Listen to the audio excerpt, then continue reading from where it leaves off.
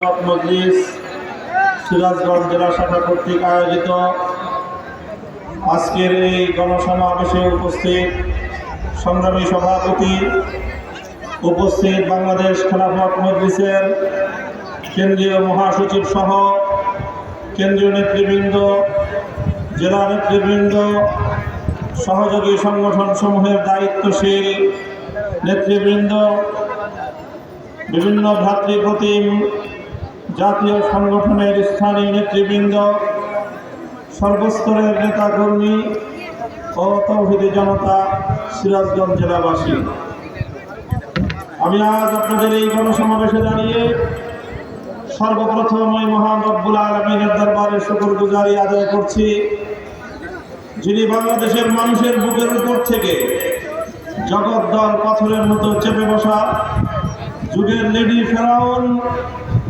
স্বৈরাচারী জালিম শেখ হাসিনা শাহীকে উৎখাত করে দিয়ে এদেশের মানুষকে মুক্ত বাতাসে নিঃশ্বাস গ্রহণ করার সুযোগ করে দিয়েছেন। আল্লাহুম্মা রাব্বানা লাকাল হামদু ওয়া লাকাশ শুকর।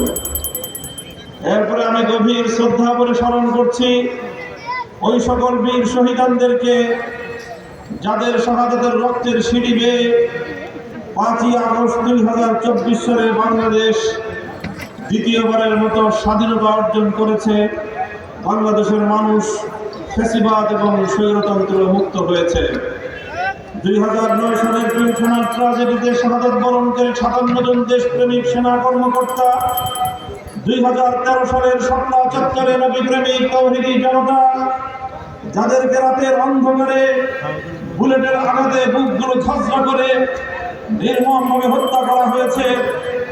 2014-15 সালে বিরোধী দলীয় নেতা কর্মী আল্লামা সাঈদীকে মিথ্যা ফাঁসির রায় দেওয়ার প্রেক্ষিতে ফুঁসে ওঠা গোটা বাংলাদেশের কোরআন প্রেমিক তৌহিদি জনতা, শতাধিক যাদেরকে পাখির মতো গুলি করে হত্যা করা হয়েছে। 2021 সালে মোদী বিরোধী শান্তিপ্রিয় হেফাজতে ইসলামের আন্দোলনে স্বৈরাচারী জালিমের বুলেটের আঘাত কেড়ে নিয়েছে 21 জন তাজা প্রাণ।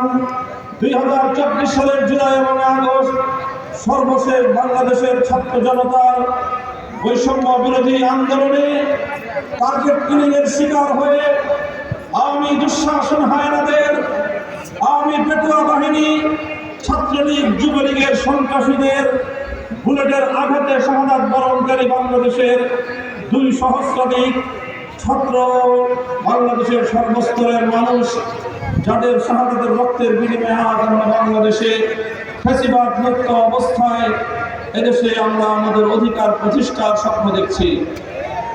সংগ্রামী সাথী ও বন্ধুগণ,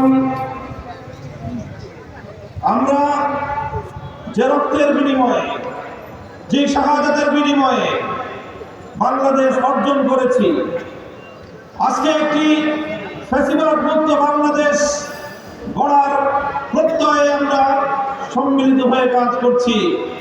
আমরা আর সেই পুরাতন ফ্যাসিবাদী স্বৈরতন্ত্রী আমলে আর ফিরে যেতে চাই না। এই জন্য